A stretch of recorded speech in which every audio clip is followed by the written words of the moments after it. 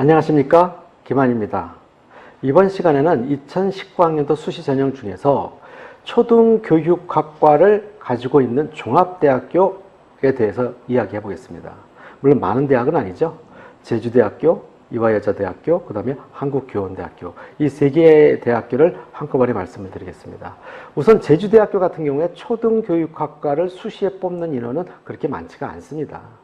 그러다 보니까 과연 제주도까지 적어야 될까라는 부분이 있는데, 아마도 올해 같은 경우에는 면접이 두 개의 날짜로 쪼개져 있기 때문에 11월 24일과 12월 2일 날 보는 학교들이 많다 보니까 11월 23일 날 보는 제주대학교에 대해서도 관심을 많이 가지실 것 같습니다.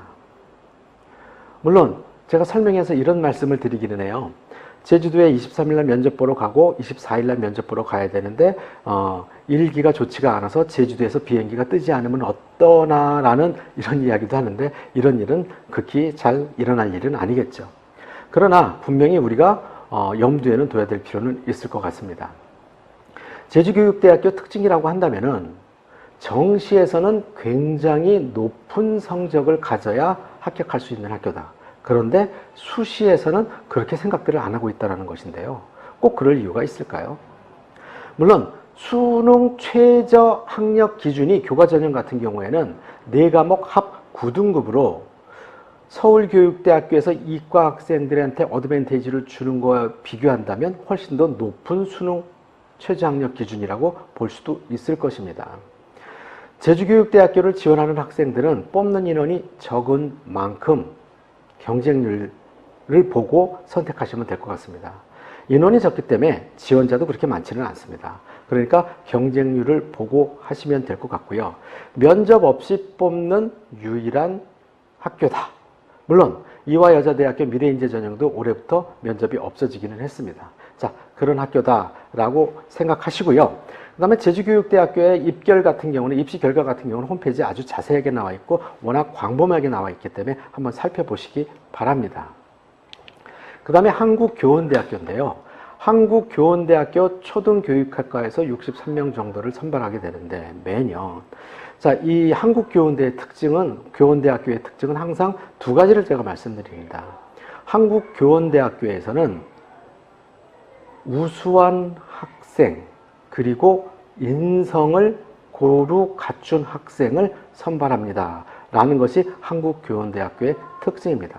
자, 그러다 보니까 비교과 부분에서는 서울교육대학교 못지않게 우수한 학생들이어야 되는 부분도 있고, 내신 성적인 부분에서는 경인교육대학교 못지않게 또 우수한 성적을 가진 학생들이어야 된다는 것입니다.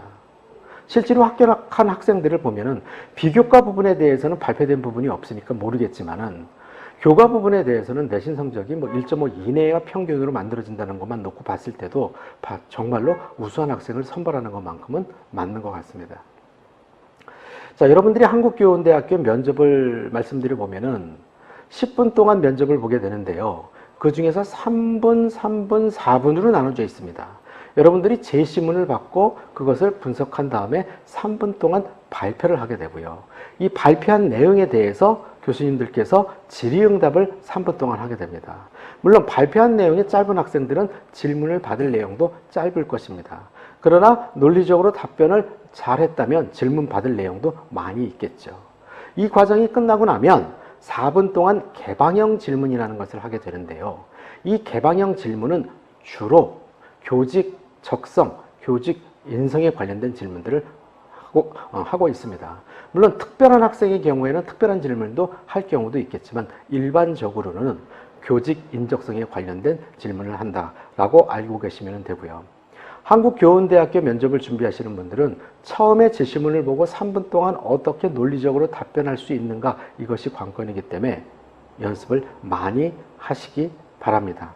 그리고 참고로 한국교원대학교가 정시에서 가군이었는데 올해부터는 나군으로 옮겨진다는 것도 명심하시기 바랍니다.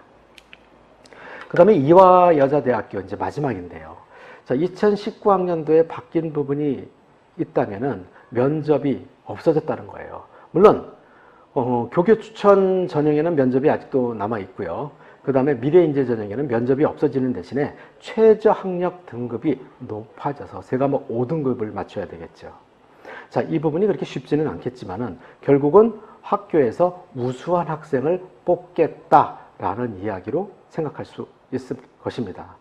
만약에 최저 5등급을 맞출 수 있는 학생들이라면 작년 대비 비교해 봤을 때 조금 더 부족한 생활기록부라 하더라도 올해는 합격 가능하지 않을까 하는 생각을 조심스럽게 해봅니다.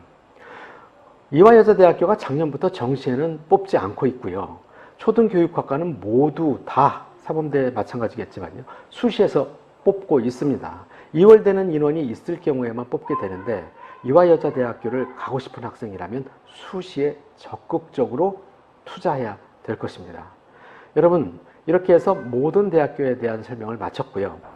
혹시라도 부족한 부분이나 알고 싶은 부분이 있으신 분들은 기망 컨설팅으로 연락을 주시거나 또는 설명회에 오셔서 확인하시는 것도 좋을 것입니다. 여러분, 감사합니다.